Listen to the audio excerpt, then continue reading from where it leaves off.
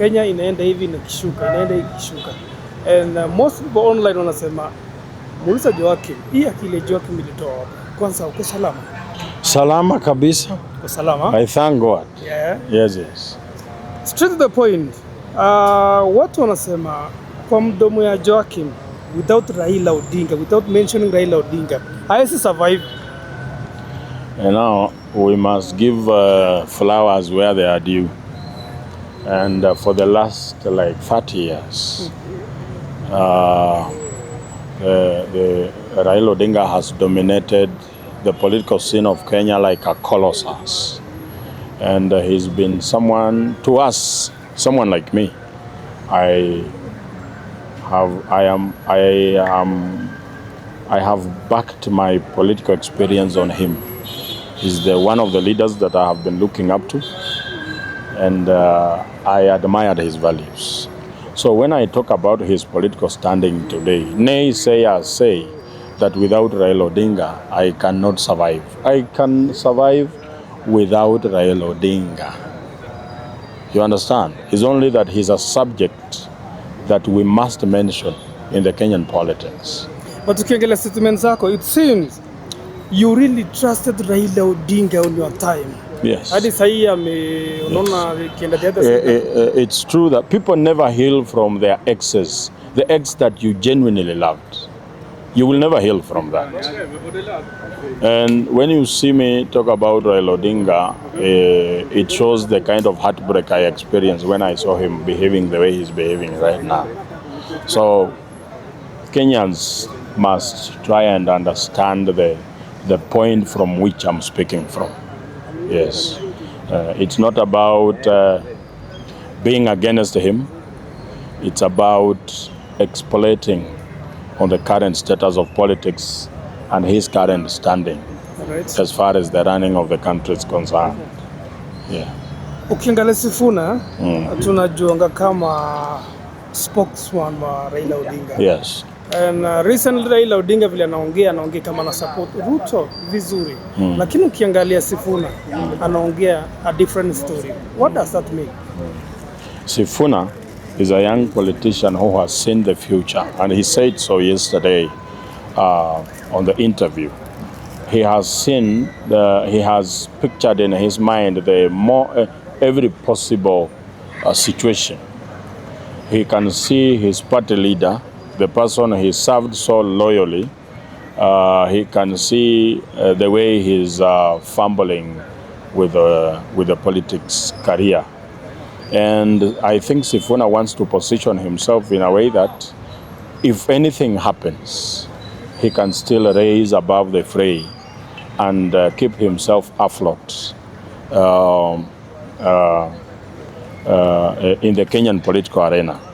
So what he was speaking yesterday, the way I saw him speak, he's actually one of the very few political leaders we have in this country that speaks the language that speaks to the issues affecting the common people.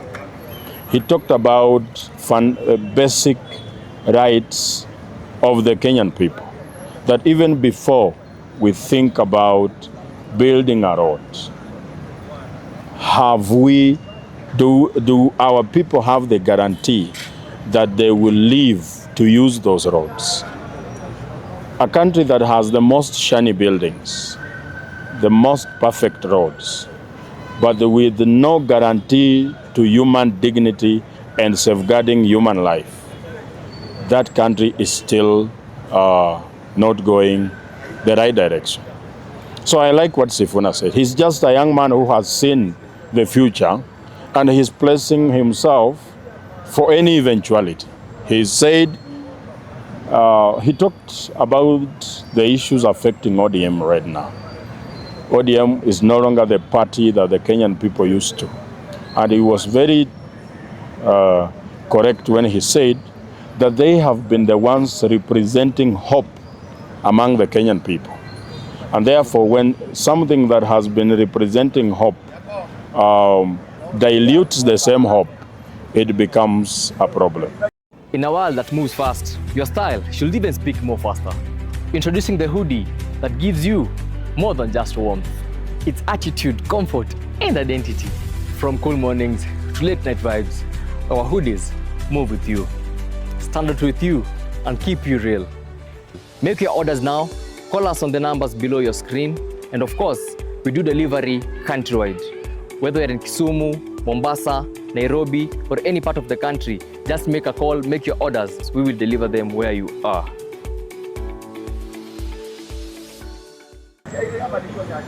That's your opinion. My opinion. But ukiangalia the opinions of Kenyans, wanaongea, they seem like Sifuna is preparing the way. It's like Baba amemwambia just to prepare the way so that tukielekea na hapo mbele we switch the gear. I had already preempted and said that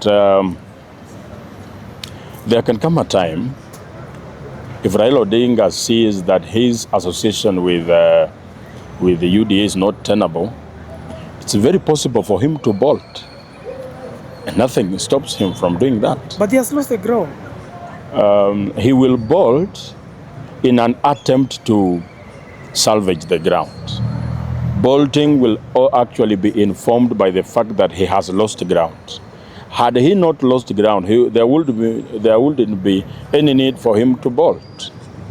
But because he has lost popularity among the Kenyan people so much, then that can make him get out of the agreement. Because Secretary General of the party that he leads has said that the MOU has not been respected, has not been implemented. The contents of the documents they signed has not been taken into account. And therefore there is no need for this relationship to continue. And that can also be a possibility. But I'm also saying that it's also a possibility for Sifuna to just be building his own brand. Because in the next 10 years, we will not be in a place where we talk about ODM and Raila Odinga's influence. I've talked about this, and we must accept that every human being is subject to the law of diminishing return, that each passing day you grow older and older and older. And you grow weaker, you lose. There are some things you used to do previously, you can no longer do them because age has caught up with you. And it's a fact with the former Prime Minister Raila Odinga. Therefore, Sifuna is a brilliant leader as he is. He's just looking out for himself. He could also be representing the issues of the party and his party leader, but it's also about him as a person and about his political survival. A quick fire question. Yes. Let me ask you this one, Joakim. You as a Joakim, if Raila Odinga redeem himself now and say, no, I'm sorry guys, will you forgive him? You know, as we've been saying, I'm also going to quote Sifuna again, that the biggest agenda, the number one agenda on the list of the Kenyan people is for us to be able to send this government home. And therefore, if Raila Odinga decides to join the people in making that dream a reality, then he's welcome on the board. So you will forgive him? It's not about forgiveness. Yeah. It's about our values realigning and chasing a common goal. Yes. Right. Now, ukiangalia the current situation now, Rigathi Gachagua ameenda outside the country, and the slogan still remain one term. Does it have any effect? The slogan one term is not of Gachagua's making. It's only that Gachagua was the loudest to say it. But the slogan of one term is the aspirations of the Kenyan people, saying that this government has not done as we expected, and therefore we must be able to look for another government.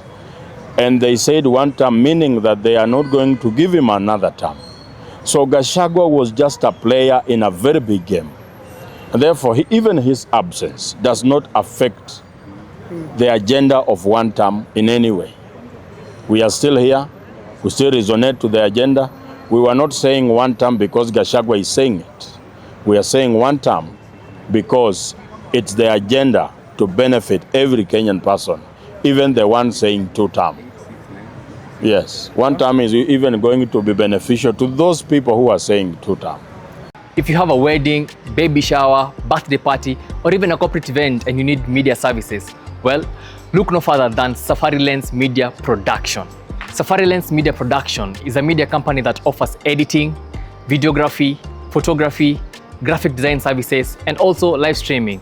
So if you have any event, contact Safari Lens Media Production. And I promise you, what I deliver, they'll do you good.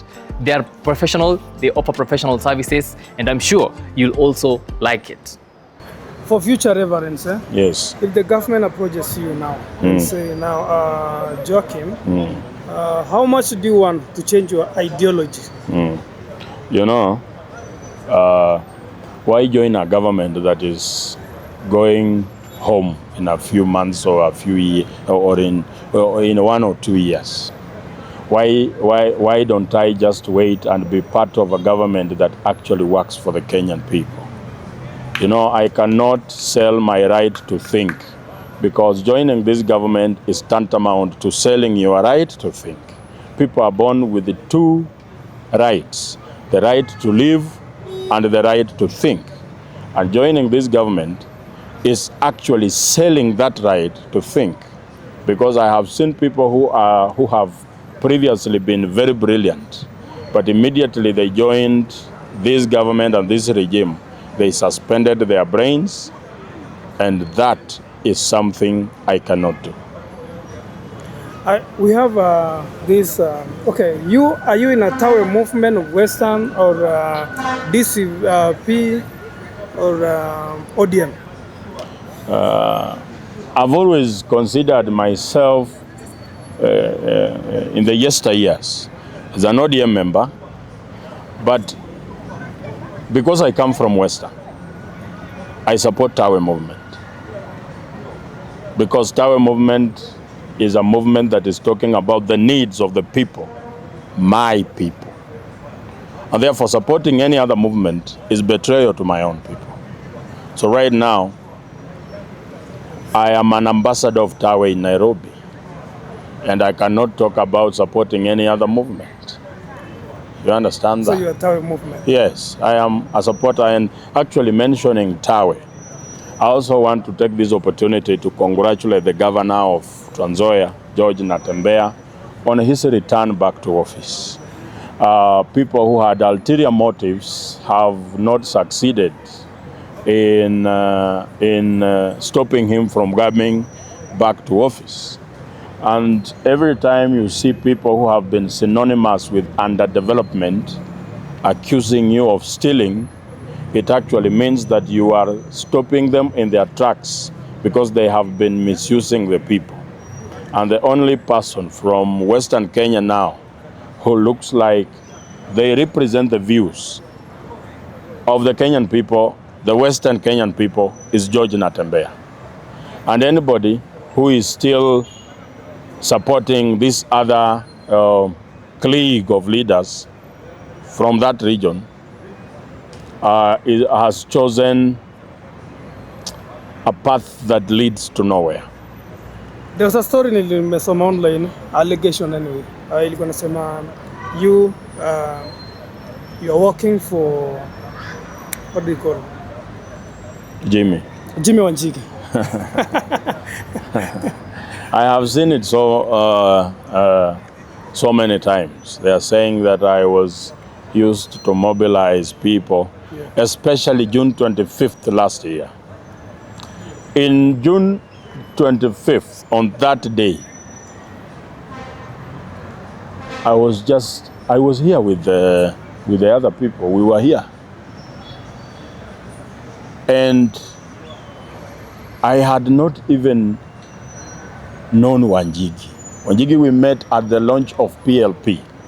And because he had seen my clips online, we exchanged a few pleasantries, because he's a Kenyan who admired the job that I do.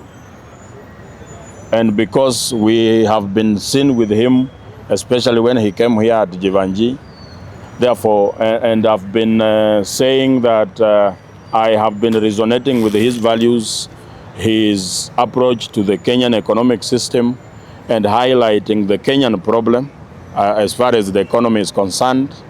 I have mentioned his name on several podcasts and media appearances as my preferred presidential candidate.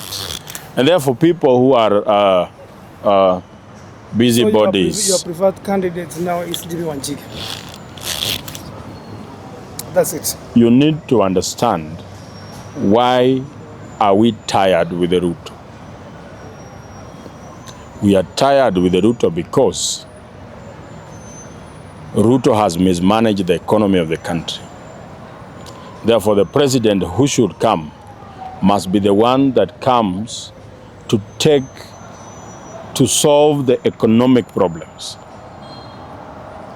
And therefore, if there is any other person who has spoken about how they are going to change the economy of this country, if there is any other person who have said such things on how we are going to deal with the issue of odious debt, how we are going to deal with the issue of domestic borrowing, how we are going to deal with the issue of making sure that the Kenyan people access credit, then you can as well refer that person, refer me to that person. Because I have identified and I have defined the Kenyan problem. Because if I have been asking questions. We are saying Ruto must go. We must ask ourselves, why must he go? These are the reasons he has to go. The biggest reason is mismanagement of the economy. He promised the young people 4 million jobs. They are not there. And so the candidate and the next president must be the person who does two things: solve the economic problem and uphold the fundamental rights of the people, human rights. And I've said, if you have any other person in mind who have said those two things, you can as well refer me to them. Up to now, I have not had any other person speak such things. So, I am bringing a solution to the Kenyan problem. I do not expect people not to see why I'm supporting this particular candidate. Yes. Ukimalizia, unasimama wapi? Wananchi wanauliza unasimama wapi? People asking me to say, just say. Ati nasimama wapi. You know, you cannot cross a bridge before you get there. Let us cross that bridge when we get there. For now, my biggest focus is to provide civic education to the Kenyan people, so that they know the situation we are in as a country and how can we get out of this situation. When it gets to a point where I have to vie for a seat, I will come and I will tell the Kenyan people, I will ask for their support, and I know they will support me 100%. Thank you very much.